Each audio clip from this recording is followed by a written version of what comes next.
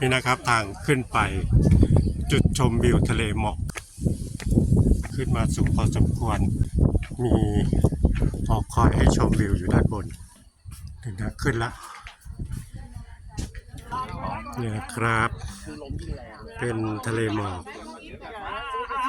ไอเวย์